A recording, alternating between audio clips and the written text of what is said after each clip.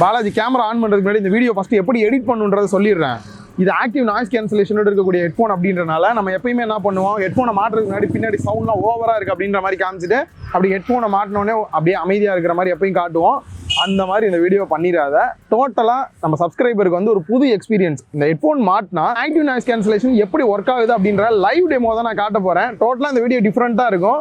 இப்போ live டெமோவோட start பண்ணலாம். ஹெட்ஃபோனில் already noise cancellation enable ஆகி தான் இருக்குது. இப்போ என்னோட காலர் மைக்கை எடுத்து ஜஸ்ட் ஹெட்ஃபோனோட ரைட் சைடில் மட்டும் நான் இன்சர்ட் பண்ணுறேன். வச்சதுக்கப்புறம் எந்த அளவுக்கு நாய்ஸ் கேன்சல் ஆகுது அப்படின்றத பாருங்கள்.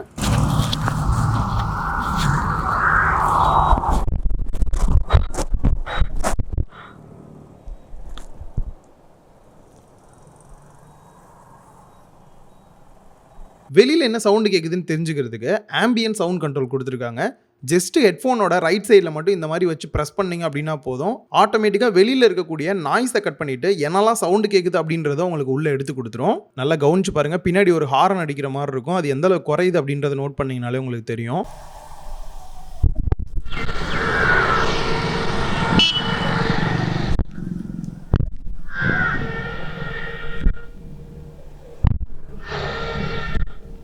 நாய்ஸ் கேன்சலேஷன் எனேபிள் பண்ணுறதோ இல்லை ஆம்பியன்ட் சவுண்டை வந்து அட்ஜஸ்ட் பண்ணுறதோ இல்லை ஆஃப் பண்ணுறது எல்லாமே வந்து நீங்கள் டேரெக்டாக ஆப் மூலியமாகவே பண்ணிக்கலாம்.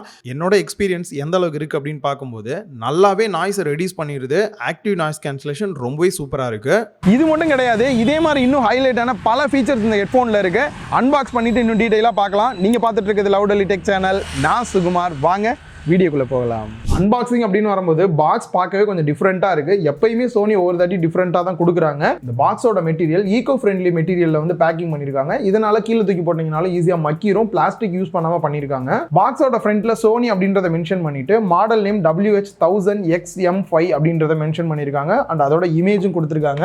பேக் சைடில் இமேஜ் கொடுத்துட்டு இதோட மற்ற இன்ஃபர்மேஷன்ஸ்லாம் கொடுத்துருக்காங்க. அண்ட் சைடில் பாக்ஸில் என்னெல்லாம் வருது, ப்ரைஸ் டீடைல்ஸ் கொடுத்துருக்காங்க. ஓப்பன் ஆப்ஷன் கொடுத்துருக்காங்க. அதை ஓப்பன் பண்ணிட்டு பாக்ஸை ஓப்பன் பண்ணோம் அப்படின்னா உள்ள எடுத்தவொடனே குட்டியாக ஒரு பாக்ஸ் கொடுத்துருக்காங்க. அதில் யூசர் மேனுவல் வருது. நெக்ஸ்ட் குட்டியாக ஒரு பேக்கே வந்து கொடுத்துருக்காங்க. பேக் சைஸே பிரம்மாண்டமாக இருக்கு. இந்த பேக்கை ஓப்பன் பண்ணிட்டு பார்த்தோம் அப்படின்னா உள்ள எடுத்தவொடனே இயர்ஃபோன் தான் கொடுத்துருக்காங்க. அண்ட் உள்ளேயே ஒரு குட்டி பாக்ஸ் ஒன்று கொடுத்துருக்காங்க. அதை ஓப்பன் பண்ணிட்டு பார்த்தோம் அப்படின்னா சார்ஜ் போகிறதுக்கான USB கேபிளும் ஆக்ஸ் கேபிளும் கொடுத்துருக்காங்க. டிசைன் அப்படின்னு பார்க்கும்போது நிறைய ஹைலைட்டான விஷயம் இருந்தாலும் ஒரு சில குறைகள் இருக்கு. ஃபர்ஸ்ட் குறை என்ன அப்படின்றத பார்த்துடலாம். நம்ம கையில் இருக்க ரெண்டு கேஸும் பார்த்தீங்க அப்படின்னா இது லாஸ்ட் டைம் லான்ச் பண்ண M4, இது M5. M4ல பார்த்தீங்க அப்படின்னா ஓவல் ஷேப்பில் கொடுத்துருந்தாங்க. நல்லா கம்ஃபர்டபுள் இருந்தது. பட் இப்போ லான்ச் பண்ணிக்கிறது பார்த்தீங்க அப்படின்னா லுக் வைஸ் பார்க்கறதுக்கு ரொம்பவே சூப்பராக இருக்குது. இந்த ஜிப்பெல்லாம் மூடும் போது ஃபுல்லாக கவர் ஆகிற மாதிரி நல்லா இருக்கு. பட் சைஸ் கொஞ்சம் பெருசாக இருக்கனால இதை விட கொஞ்சம் கம்ஃபர்டபுள் இதில் கம்மியாக இருக்க மாதிரி இருக்கு. என்ன ரீசன் அப்படின்னு பார்த்தோம்னா லாஸ்ட் டைம் இந்த மாதிரி ஃபோல்டு பண்ணுற டைப்பில் கொடுத்தனால ஈஸியாக மடக்கி வந்துட்டு இந்த கேஸ்குள்ளே வைக்கிற மாதிரி இருந்தது. பட் இந்த டைம் லான்ச் பண்ணியிருக்கக்கூடிய டிசைன் பார்த்தீங்க அப்படின்னா அப்படி ஃபோல்டு பண்ணுற மாதிரியான ஆப்ஷன் இல்லாமல் இருக்கிறனால தான் இந்த மாதிரி பெரிய கேஸாகவும் கொடுத்துருக்காங்க. ஸோ இந்த ஃபோல்டு டைப் பார்த்தீங்க அப்படின்னா ஈஸியாக பேக்லாம் வச்சு எடுத்துகிட்டு போகிற மாதிரி இருந்தது. பட் இந்த டைப் பார்த்தீங்க அப்படின்னா கொஞ்சம் டிஸ்கம்ஃபர்ட்டாக இருக்கிற ஃபீல் கொடுக்குது. இதை தவிர ஹைலைட்ஸ் அப்படின்னு பார்க்கும்போது M5ல எக்கச்சக்கமான சேஞ்சஸ் நல்லாவே மினிமைஸ் பண்ணியிருக்காங்க அப்படின்னு தான் சொல்லணும். குறிப்பாக சொல்லணும் அப்படின்னா லாஸ்ட் டைம் இந்த மாதிரி V மாதிரி கொடுத்திருந்தாங்க. ஆங்கிள் சேஞ்ச் ஆகிறதுக்கு, ரொட்டேட் ஆகிறதுக்கு செப்பரேட்டா கொடுத்திருந்தாங்க. அதே பெண்ட் பண்றதுக்கும் யூஸ் பண்ற மாதிரி இருந்தது. எக்ஸ்டெண்ட் பண்றதுக்கு ஹெட் பக்கத்துல வந்து எக்ஸ்டெண்ட் பண்ற மாதிரி செப்பரேட்டா கொடுத்திருந்தாங்க. அது எல்லாமே பாத்தீங்கன்னா செப்பரேட்டா ஒவ்வொரு ஃபங்க்ஷன் பண்ணிட்டு இருந்தது. பட் இப்போ வந்து பாத்தீங்க அப்படின்னா ஜஸ்ட் ஒரே ஒரு குட்டி ஸ்ட்ரெம் மாதிரி கொடுத்திருக்காங்க. அதை வேணும் அப்படின்னா நீங்க வேணுன்ற அளவு எக்ஸ்டெண்ட் பண்ணிக்க முடியும். ரொட்டேட் பண்றதுக்கும் அதுலயே ஆப்ஷன் கொடுத்திருக்காங்க. ஆங்கிள் சேஞ்ச் பண்றதுக்கும் அதுலயே குட்டி ஆப்ஷனும் கொடுத்துட்டாங்க. ஓவராலா பார்க்கும்போது இந்த சின்ன ஸ்ட்ரெம்லயே எல்லாமே கவர் ஆயிடுறனால ஈஸியா இருக்கு அப்படின்னே சொல்லலாம். இந்த ஸ்ட்ரெம் டைப் கொடுத்தனால தான் அவங்களால பெண்ட் பண்ற மாதிரி கொடுக்கல. ஸோ அதையும் கொடுத்துருந்தாங்கன்னா இனிமே பெட்டரான ஒரு ஆப்ஷனா இருந்திருக்கும். ஹெட்ஃபோன்ல ரொம்பவே முக்கியமானது இந்த கேப் ஏரியா அப்படின்னே சொல்லலாம். ரீசன் காதுல ரொம்ப நேரம் வச்சிருக்கும் போது வலிக்கும், அழுத்திட்டே இருக்கிற மாதிரியான ஒரு ஃபீல் இருக்கும். பட் இது வந்து காது ஃபுல்லாவே ஹெட்ஃபோனுக்குள்ள போயிருது. சைடில் இருக்கக்கூடிய இந்த குஷன் வந்து நல்லா ஸ்மூத்தா இருக்கனால நல்ல ஒரு கம்ஃபர்டபுளா இருக்கிற ஃபீல் வந்து கொடுக்குது. ஓவராலா பார்க்கும்போது ஹெட்ரெஸ்ட்ல இருக்கக்கூடிய அந்த குஷனுமே ரொம்ப நல்லா இருக்கு. நம்ம டர்ன் பண்றோம் அப்படின்னும் போது கரெக்டா நம்ம காதுக்கு ஏற்ற மாதிரி அட்ஜஸ்ட் ஆகிற மாதிரியும் வந்து கொடுத்துருக்கனால டிஸ்கம்ஃபர்ட் இல்லாம ரொம்பவே நல்லா இருக்கு அப்படின்னு சொல்லணும். இந்த நியூவா லான்ச் பண்ண டிசைன்.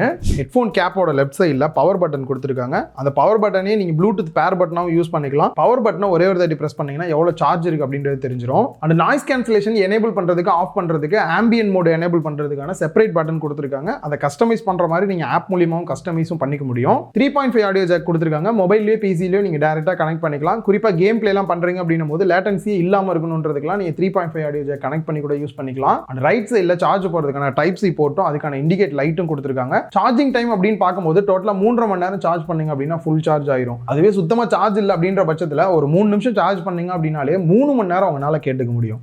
அப்போ ஃபுல் சார்ஜ் பண்ணால் எவ்வளோ நேரம் கேட்கலாம் அப்படின்னு பார்த்தீங்கன்னா நாய்ஸ் கேன்சலேஷனை ஆஃப் பண்ணிட்டு யூஸ் பண்ணுறீங்க அப்படின்னும் போது 40 மணி நேரம் உங்களால் கேட்க முடியும்.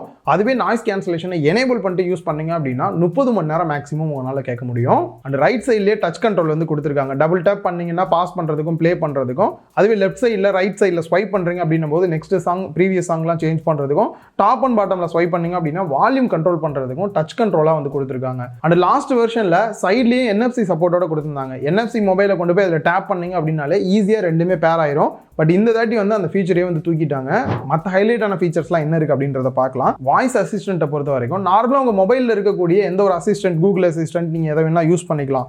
இல்லை செப்பரேட்டாக இந்த ஹெட்ஃபோன்லேயே யூஸ் பண்ணோம் அப்படின்னு நினச்சிங்கன்னா கூகுள் அசிஸ்டண்ட்டோ இல்லை அலெக்ஸா ரெண்டில் எதை வேணால் நீங்கள் டேரெக்டாகவே ஆக்டிவேட் பண்ணிவிட்டு கொஸ்டின் கேட்குறதோ இல்லை சாங் கேட்குறது எல்லாமே பண்ணிக்க முடியும். நார்மலாக நீங்கள் சாங் கேட்கும்போது எந்த அளவுக்கு டெசிமல் லெவல் இருக்குது அப்படின்றத உங்களுக்கு ஆப்லேயே வந்து காட்டிடுறாங்க. ஸோ அதிக சவுண்ட் வைக்கும்போது எந்த அளவுக்கு டெசிமல் ஏறுது அப்படின்றது நம்ம தெரிஞ்சுக்க முடியுது. ஸோ நார்மலாக நீங்கள் வாக்கிங் ஜாக்கிங்லாம் போகிறீங்க அப்படின்னும் போது ரோட்டில் போகும்போது என்ன ரோட்டில் நடக்குது, சப்போஸ் யாராவது ஹார்ன் அடிச்சாங்க அப்படின்னா உங்களுக்கு தெரியணும். அதுக்காகவே பார்த்தீங்க அப்படின்னா அடாப்டிவ் சவுண்ட் கண்ட்ரோல் இருக்குது. இதை எனேபிள் பண்ணிட்டீங்க அப்படின்னா ஆக்டிவ் நாய்ஸ் கேன்சலேஷன் ஃபுல்லாக ஆகாமல் வெளியில் இருக்கக்கூடிய சில சவுண்டையும் உங்களுக்கு கேட்குற மாதிரி வந்து பண்ணுவாங்க. இது இடத்துக்கு ஏற்ற மாதிரி ஆட்டோமேட்டிக்காக அதுவே வந்து மாற்றிக்கும். அண்ட் இதில் இயர் டிரெக்ஷன் வந்து கொடுத்துருக்காங்க. காதில் மாட்டினீங்க அப்படின்னா ப்ளே ஆகும், எடுத்தீங்க அப்படின்னா ஆஃப் ஆயிரும். இது வேணும்னா எனேபிள் பண்ணிக்கலாம், டிசேபிள் பண்ணோம் அப்படின்னாலும் ஆப் மூலியமாகவே டிசேபிள் பண்ணிக்கலாம். ப்ளூடூத் கனெக்டிவிட்டியை பொறுத்த வரைக்கும் ஒரே டைமில் 2 டிவைஸில் கனெக்ட் பண்ணலாம். 2 மொபைலில் கனெக்ட் பண்ணுறதா இருந்தாலும் பண்ணலாம். ஒரு மொபைலில் இல்லை ஒரு லேப்டாப்பில் கனெக்ட் பண்ணுறீங்க, இல்லை டிவி மொபைலில் கனெக்ட் பண்ணோம் அப்படின்னாலுமே 2 டிவைஸில் உங்களால் கனெக்ட் பண்ணிக்க முடியும்.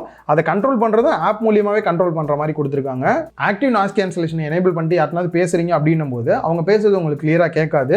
இதுக்காகவே பார்த்தீங்க அப்படின்னா ஸ்பீக் டு சேட் அப்படின்ற ஆப்ஷன் கொடுத்துருக்காங்க. அதை எனேபிள் பண்ணிட்டீங்க அப்படின்னா நீங்கள் சப்போஸ் யாருக்கிட்ட அது பேசுறீங்க அப்படின்ற பட்சத்தில் ஆட்டோமேட்டிக்காக நாய்ஸ் கேன்சலேஷன் வந்து ஆஃப் ஆயிரும். நீங்கள் அவங்க கிட்ட பேசி முடிச்சுட்டு கொஞ்ச நேரம் கழிச்சு திருப்பி வந்து எனேபிள் ஆயிரும். யூஸ் பண்ணாத டைமில் கழுத்தில் மாட்டி வைக்கிறோம்னா கம்ஃபர்டபுளாக இருக்குது அப்படின்னு பார்த்தோம்னா லாஸ்ட் டைமே பார்த்தீங்க அப்படின்னா அந்த அளவுக்கு ஒரு கம்ஃபர்டபுள் கொடுக்கல அப்படின்னு தான் சொல்லணும். நான் அதிக டைம் யூஸ் பண்ணி பார்க்கும்போது பட் இருந்தாலும் இந்த தாட்டி அதில் ஏதாவது இம்ப்ரூவ்மெண்ட் இருக்குது அப்படின்னு கேட்டிங்கன்னா லாஸ்ட் டைம் வந்து இந்த மாதிரி ஃபோல்டு பண்ணி வைக்கிற மாதிரி இருக்குது. இந்த டைம் பார்த்தீங்க அப்படின்னா ஸ்பீக்கர் வெளியில் தெரிகிற மாதிரி வந்து இருக்கிறது, பார்க்குறது கொஞ்சம் அசிங்கமாக இருக்க மாதிரி இருக்குது. பட் திரும்புறதுக்கு கொஞ்சம் கம்ஃபர்டபுள் வந்து கொடுக்குற மாதிரி இருக்குது. பட் இருந்தாலும் ஹெட்ஃபோனை கழுத்தில் மாட்டுறது நமக்கு நார்மல் யூஸ்லாம் பண்ணும்போது ரோபோ வேலை பார்க்குற மாதிரி தான் ஒரு ஃபீல் கொடுக்குது. ஒரு ஹெட்ஃபோனுக்கு ரொம்ப முக்கியம் சவுண்ட் குவாலிட்டி தான். சோனி அப்படின்னும் போதே சவுண்ட் குவாலிட்டி எல்லாருக்கும் தெரியும். பட் நான் யூஸ் பண்ண எக்ஸ்பீரியன்ஸ் எப்படி இருக்குன்றத பார்க்கலாம். அதில் ஃபர்ஸ்ட் விஷயம் கால் குவாலிட்டி அப்படின்னு பார்க்கும்போது precise voice pickup technology use பண்ணியிருக்காங்க. இதனால பார்த்தீங்க அப்படின்னா நீங்கள் பேசும்போது என்விரான்மெண்ட்டில் நாய்ஸ் இருந்தாலும் கூட ஃபுல்லாகவே நல்லாவே கேன்சல் பண்ணிவிட்டு ஆப்போசிட்டில் இருக்கவங்களுக்கு நீங்கள் பேசக்கூடிய ஆடியோ மட்டும் கேட்குற மாதிரி பண்ணுது. ரொம்பவே நல்லா இருக்குது இது வந்து யூஸ் பண்ணும்போது. எக்கச்சக்கமான மைக் அங்கங்கே வந்து கொடுத்து வச்சுருக்காங்க. இதெல்லாம் எதுக்கு எங்கே யூஸ் ஆகுதுன்னே தெரியல. அவ்வளோ மைக் இருக்குது, கிட்டத்தட்ட 8 மைக்குக்கு மேலேயே இதில் இருக்குது. கால் குவாலிட்டி அப்படின்னு பார்க்கும்போது ஃபுல்லி சாட்டிஸ்ஃபைடாக இருக்குது. நெக்ஸ்ட் சவுண்ட் குவாலிட்டிக்கு வந்தோம் அப்படின்னா லாஸ்ட் டைம் 40 mm டிரைவர் கொடுத்துருந்தாங்க. இப்போ வந்து பார்த்தீங்க அப்படின்னா 30 mm டிரைவர் கொடுத்துருக்காங்க. ஸோ இதனால் சவுண்ட் குவாலிட்டி பெருசாக சேஞ்ச் ஆகுமா அப்படின்னு பார்த்தேன்.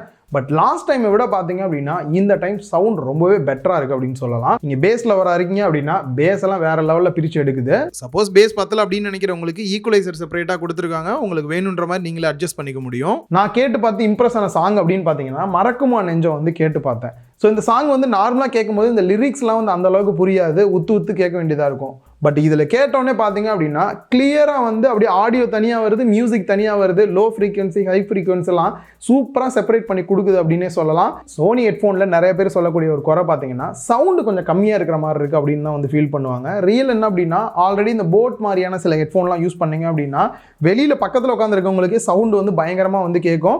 பட் இதுலலாம் வந்து பார்த்தீங்க அப்படின்னா நம்ம காதுக்கு எந்த அளவுக்கு சேஃபோ அந்த அளவுக்கு சவுண்ட் கொடுப்பாங்க. நானே வந்து சவுண்டு கொஞ்சம் குறைச்சி வச்சு கேட்குற மாதிரி தான் இருக்குது. பட் நீங்கள் ஆல்ரெடி வந்து ரொம்ப சவுண்ட் வச்சு கேட்டு பழகிருந்தீங்க அப்படின்னா உங்களுக்கு கொஞ்சம் கம்மியாக இருக்கிற மாதிரியான ஒரு ஃபீல் தான் கொடுக்கும். அண்ட் இதில் LDAC சப்போர்ட்டோட கொடுத்துருக்காங்க. நார்மலாக நம்ம யூஸ் பண்ணக்கூடிய ஆடியோ டிவைஸை கம்பேர் பண்ணும்போது ஆடியோவோட அந்த டேட்டா ட்ரான்ஸ்ஃபர் பண்ணுறது வந்து 3 times வந்து இன்னும் பெட்டராக இருக்கும் அப்படின்றாங்க. இதில் லேட்டன்சி ப்ராப்ளம் இருக்குது அப்படின்னு கேட்டிங்கன்னா தனியாக லோ லேட்டன்சி எனேபிள் பண்ணுறதுக்கு செப்பரேட்டான ஆப்ஷன் கிடையாது. பட் நான் நார்மலாக வீடியோஸ் இதெல்லாம் பார்க்கும்போது லேட்டன்சி இஷ்யூ இருக்கிற மாதிரி வந்து தெரியல. சப்போஸ் நான் கேம் ப்ளே பண்ண போகிறேன் ப்ரோ, எனக்கு லேட்டன்சி இல்லாமல் வேணும் அப்படின்னு நினச்சிங்கன்னா ஆல்ரெடி பார்த்தீங்க அப்படின்னா இவங்களோட H7 அப்படின்ற இன்சோன் ஹெட்ஃபோன் வந்து போட்டிருந்தேன். கேமருக்காகவே ஒரு ஸ்பெஷலான ஹெட்ஃபோனு. அந்த வீடியோ பார்க்கணும் அப்படின்னு நினச்சிங்கன்னா கீழே டிஸ்கிரிப்ஷன் லிங்க் கொடுக்குறேன், அந்த வீடியோ செக் பண்ணி பாருங்கள். ஃபைனலாக இதில் என்ன ஹைலைட் இருந்துச்சு, குறை இருந்துச்சு, ப்ரைஸ் என்ன, யார் வாங்கலாம் அப்படின்றத பார்க்கலாம். ஹைலைட்டை பொறுத்த வரைக்கும் நாய்ஸ் கேன்சலேஷன் தாறுமாறாக இருக்குது. ரியலாக இந்த எக்ஸ்பீரியன்ஸ் வேறு எந்த ஹெட்ஃபோன்லையும் எனக்கு கிடைக்கல. சவுண்ட் குவாலிட்டியை பொறுத்த வரைக்கும் ஃபுல்லாக சாட்டிஸ்ஃபைடாக இருந்தது. ஆப் கண்ட்ரோலை பொறுத்த வரைக்கும் ஃபுல்லி கஸ்டமைஸ் பண்ணுற மாதிரி நல்ல ஆப் கண்ட்ரோல் கொடுத்துருக்காங்க. டிசைனை பொறுத்த வரைக்கும் நல்ல ஒரு கம்ஃபர்டபுளான டிசைனாக பண்ணியிருக்காங்க. குறை அப்படின்னு பார்க்கும்போது அந்த டிசைன்லேயே வந்து ஃபோல்டு டைப் இல்லாமல் இருந்த ஒரு சின்ன குறையா இருக்கு.